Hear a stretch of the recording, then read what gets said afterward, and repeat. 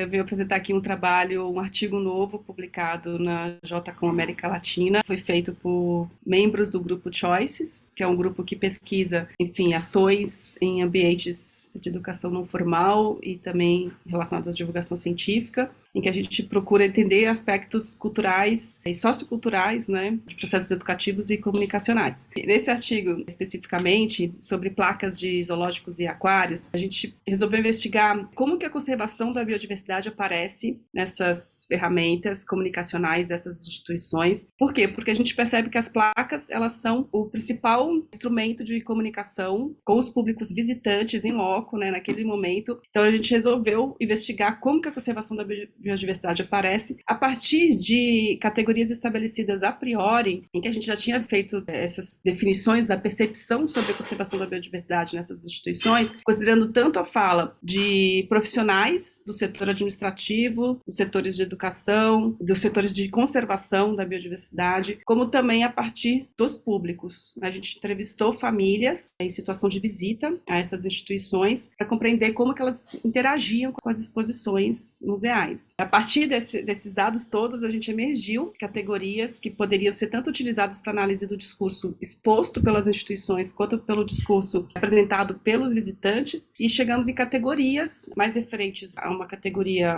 epistemológica, axiológica ou ontológica. Vou falar um pouquinho depois como que elas se organizam. A gente fotografou todas as placas de 12 instituições brasileiras e internacionais, foram 8 brasileiras e 4 internacionais, mas para esse artigo a gente focou em 4 instituições, 2 brasileiras, uma estadunidense e uma portuguesa. A gente fez o registro imagético de todas as placas e depois fez uma seleção, um sorteio, né, de 100 placas por instituição. A partir dessas 100 finais, a gente fez essa análise utilizando essas categorias estabelecidas a priori. E o que a gente observou a partir, né, dessas placas é que tem um foco muito grande na dimensão epistemológica. O que a gente chama de dimensão epistemológica? Aquela que a gente foi analisar quais são os conhecimentos que estão contribuindo para aquilo que está sendo expresso nas placas. Eles vêm mais das ciências naturais, vêm mais das ciências sociais. A gente queria entender de onde vêm esses conhecimentos e como que eles estão articulados. A gente percebeu que a maior parte, né, das placas, elas trazem o conhecimento mais naturalístico, com informações biológicas, distribuição geográfica dos animais, muito pautado, né, em informações sobre os animais não humanos, com poucas inserções sociais, com poucas inserções mais culturais. A gente percebeu que nos aquários, até essas ciências sociais aparecem mais fortemente, e tanto nas duas instituições, quando aparecem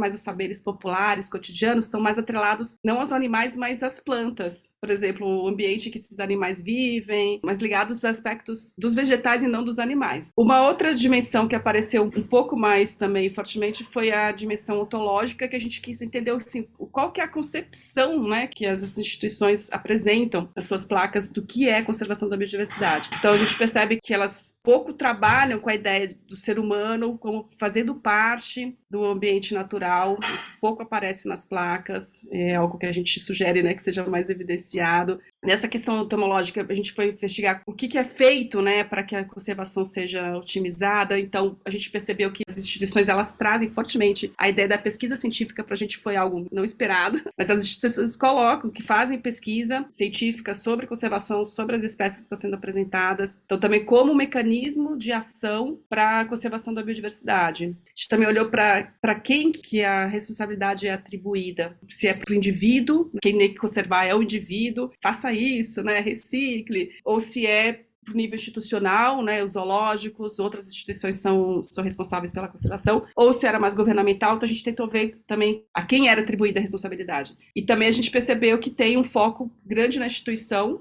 Isso é mais forte nos zoológicos do que nos aquários. Então, acho que a gente percebeu um pouco isso. Não tem como uma placa abarcar todas essas dimensões da conservação da biodiversidade, além de todos os outros tópicos que são de interesse da instituição, né, ou em resposta aos seus públicos. A dimensão axiológica, por exemplo, mal apareceu. Quando a gente está chamando de axiológica, a gente traz os valores, né, as intencionalidades em relação à conservação. Seria mais de uma característica mais finalista, né, a conservação como um fim, né, um benefício para o ser humano, ou de reparação ecológica e histórica do que um ser humano já fez, de restauração. Então, isso é algo que também os zoológicos e aquários poderiam debater mais, né? Quando a gente entra nessa seara axiológica, acho que a gente tem um campo importante, né, de negociação. de percepções e concepções também com os públicos, né?